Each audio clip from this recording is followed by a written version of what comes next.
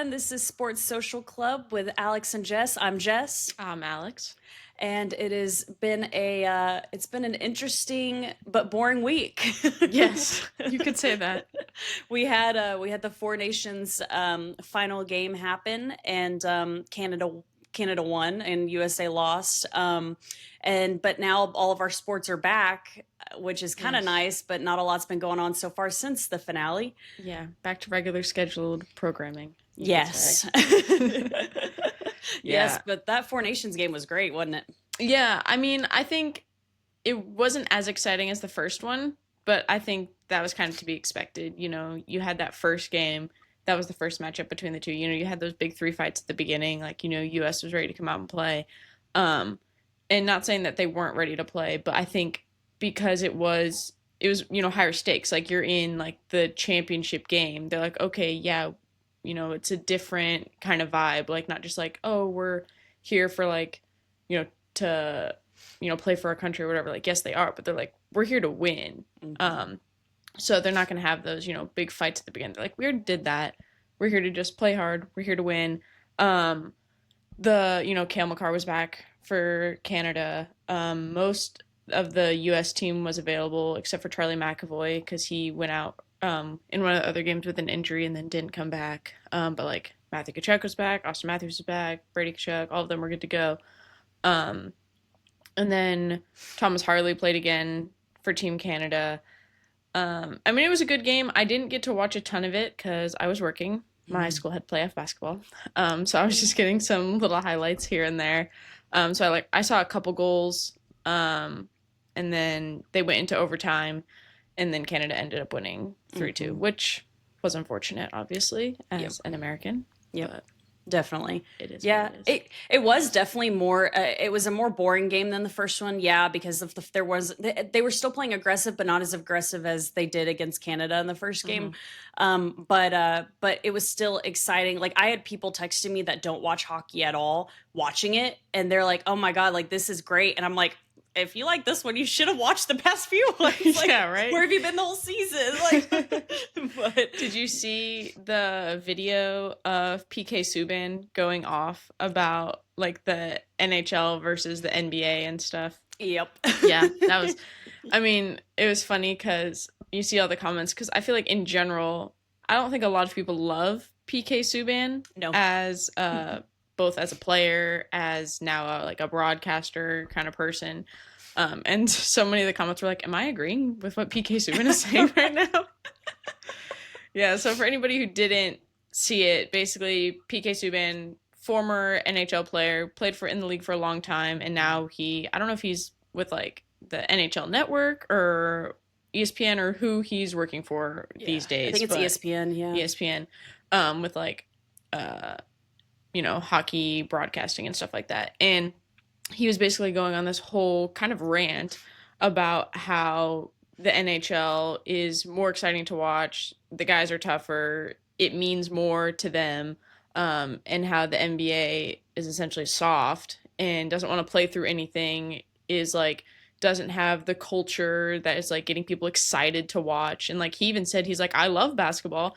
I love to watch KD, LeBron, Steph Curry's like, they're great players. He's like, but the culture of the NBA isn't like, they're not putting their bodies on the line. They're not pushing being like through being uncomfortable. They're like, if something feels a little bit off to them, they're like, I'm just going to sit out. Like, it's not worth it. Whereas in the NHL, you see these guys, like he said, there's hurt and there's injured, and NHL guys play hurt and injured, where the NBA doesn't want to play through either.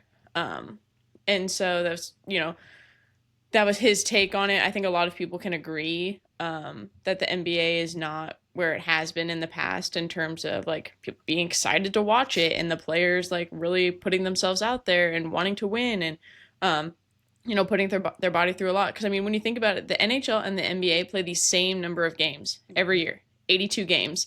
And if you've watched an NHL game and you've watched an NBA game, they are not the same amount of physical out there. I think it's safe to say that hockey players go through a lot more with their body.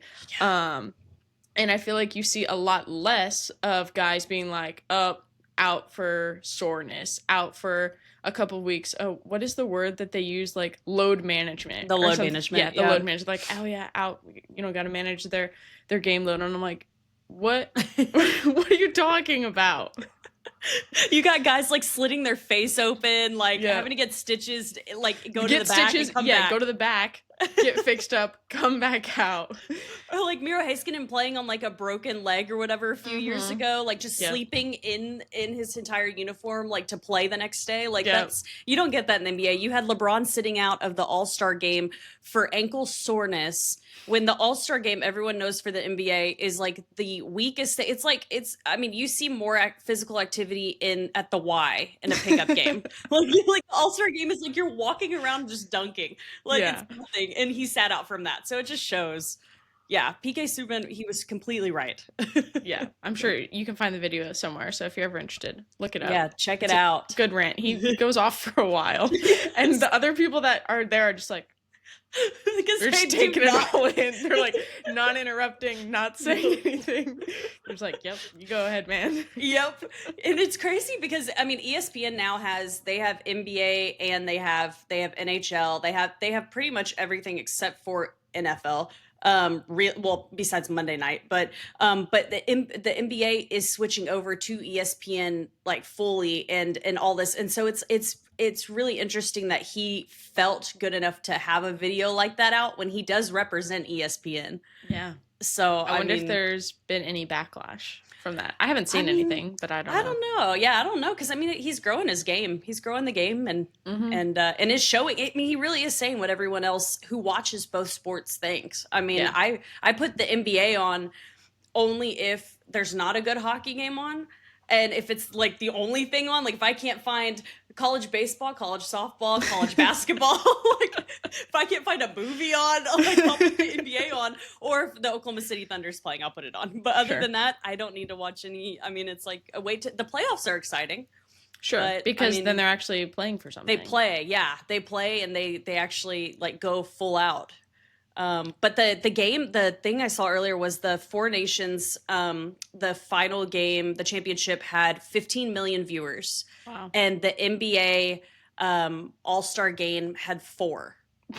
And it's like, this just shows you already, even though they're not the same format, if you give the guys something to play for like that, it makes it more exciting than people wanting to watch like Steph just go up and shoot threes the whole game. Right. For nothing. Like, it doesn't mean anything when it's like, what was it? Like Team Shaq and Team Chuck. It's like, okay, these guys, like drafted their team of all-stars and they're just like playing around. Yeah. As opposed to them drafting teams to represent their home country and then playing against each other like in a mini Olympics type thing. So. Yeah. It's way more exciting. Yeah. So Sure.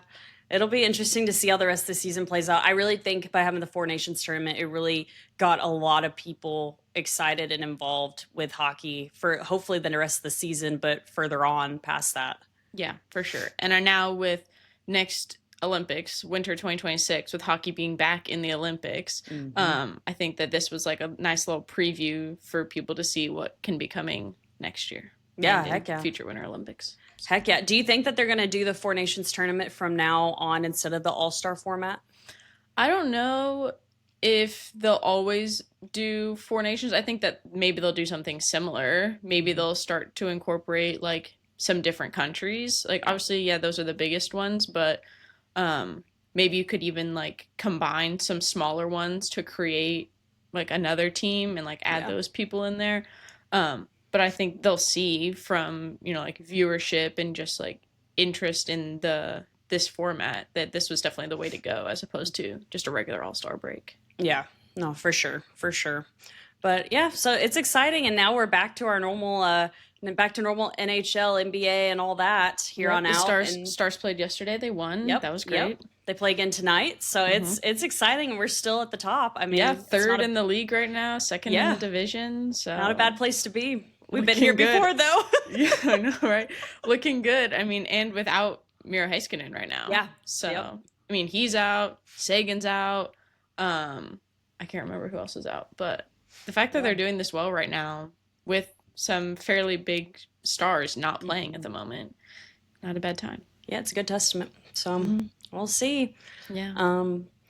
Other than that, let's see. The NBA is back, which I watched. I actually watched the Lakers game, or we had it on.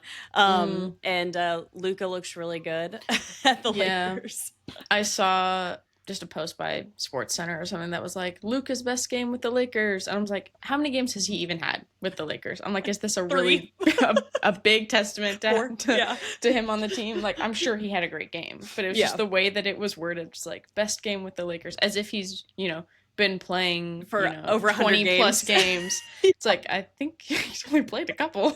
Like, he's gonna have a better game than this one. Like, yep, they have to get the hype somewhere. Yeah, for sure. Yep. Other than that, I feel like there wasn't anything super significant. Nothing big.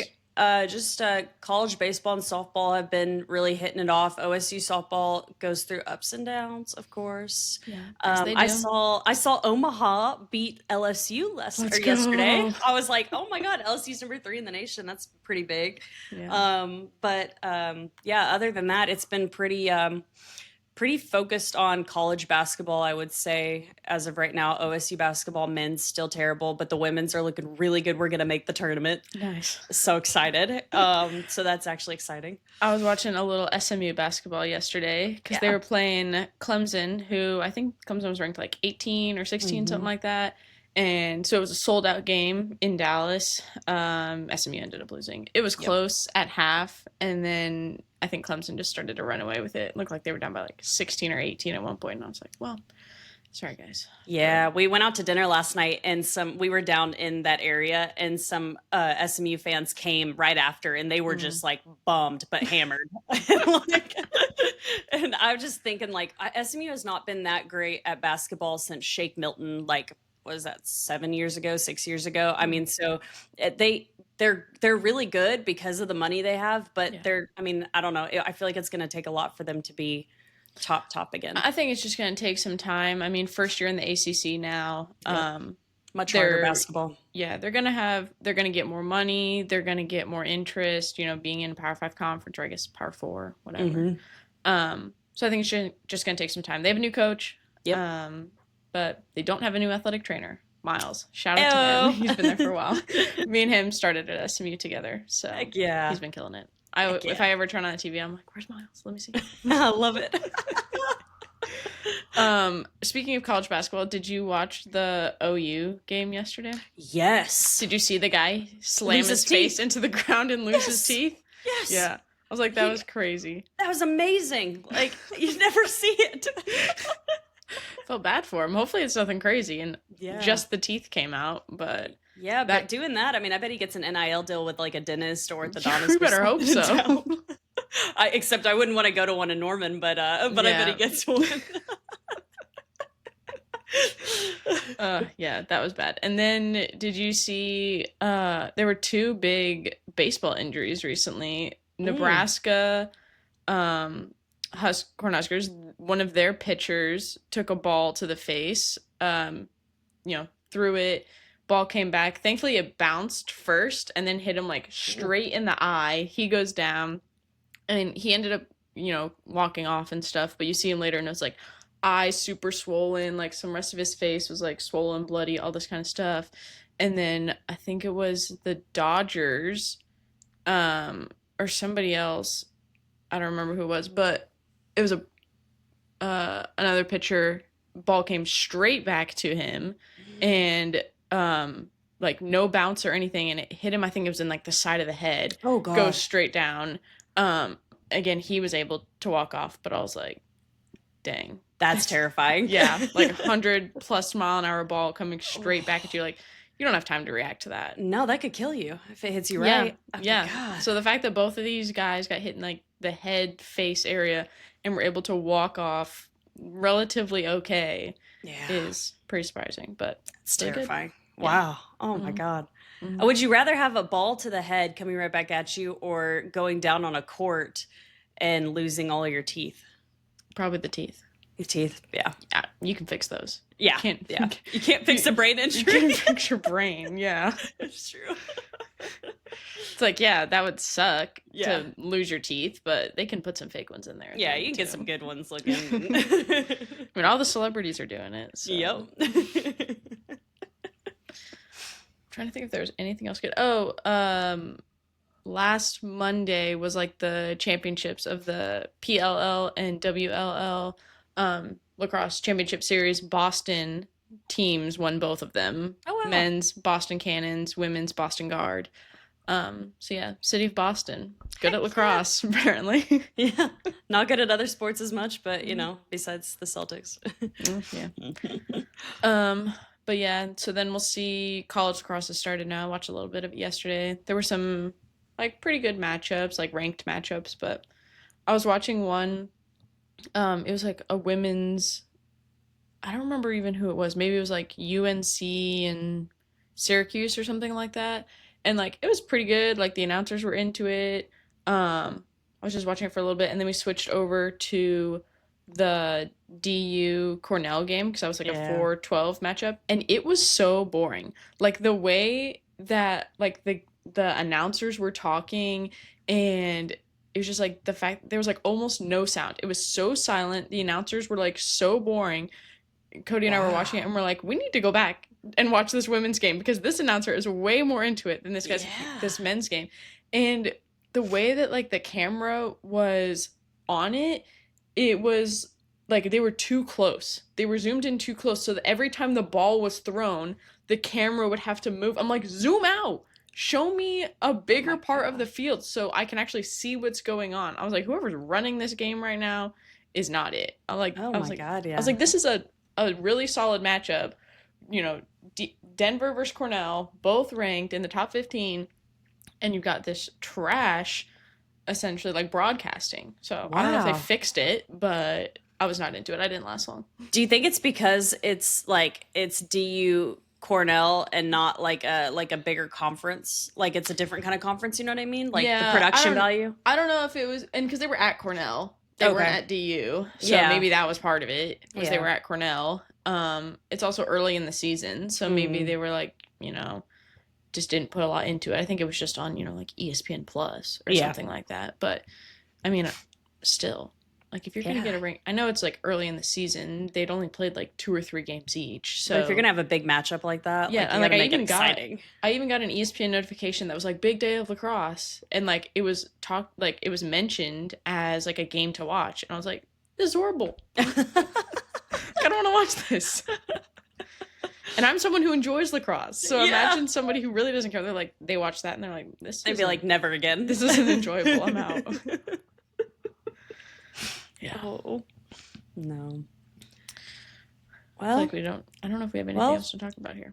Yeah, y'all. Well, then, over the next few weeks, we'll actually have a lot more to talk about because, you know, all the sports are back and they're going to start getting into full swing, especially with March Madness coming up and the college baseball and softball season's really kicking off now. So we'll be getting a lot more stuff to talk about. But until next week, y'all, I'm Jess. I'm Alex. And this is the Sports Social Club, and we will see y'all later. See ya. Bye.